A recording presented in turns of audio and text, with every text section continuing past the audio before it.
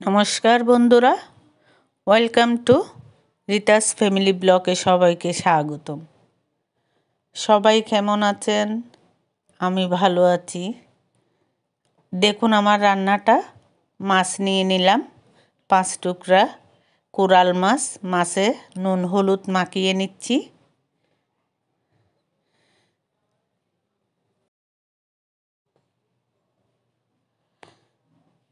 এখানে আছে আলু, পেঁয়াজ, টমেটো।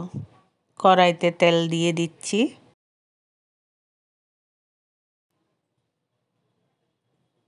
তেলটা গরম হয়ে যাওয়ার পর দিয়ে দিলাম মাছগুলো। হালকা ভাজবো, বেশি ভাজবো না। কোরাল মাছ বেশি ভাজতে হয় না। মাছটা ভেজে তুলে রেখেছি। এবার তেলে দিয়ে দিচ্ছি জিরে। এবার দিয়ে দিলাম পেঁয়াজ।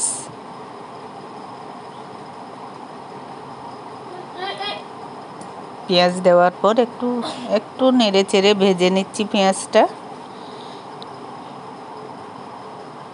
এবার দিয়ে দিচ্ছি আলু। অল্প আঁচ দিয়ে আলুটা ভাজা ভাজা করছি একটু পেঁয়াজের সঙ্গে। এবার দিয়ে দিচ্ছি হলুদের গুঁড়ো। এবার দিয়ে দিচ্ছি লঙ্কার গুঁড়ো 2 চামচ।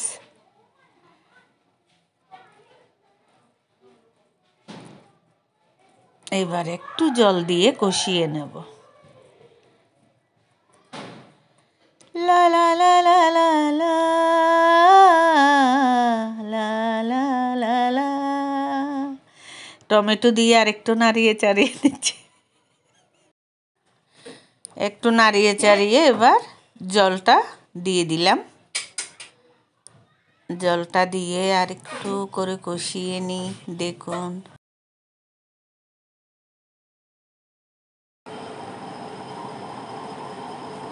জলটা দিয়ে একটু কষানোর পর দিয়ে দিচ্ছি লবণ 1.5 চামচের মতো। ঝোলটা একটু কম হবে তো লবণ বেশি দেওয়া লাগবে না। এবার দিচ্ছি মাছটা।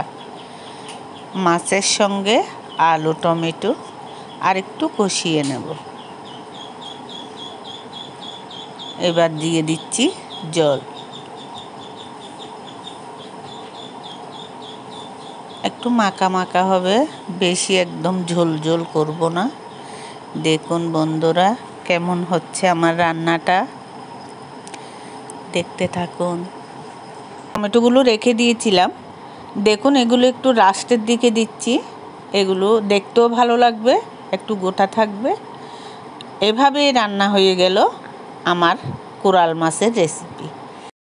ধনেপাতা দিয়ে পরিবেশন করে দিলাম। বন্ধুরা কেমন হয়েছে জানাবেন।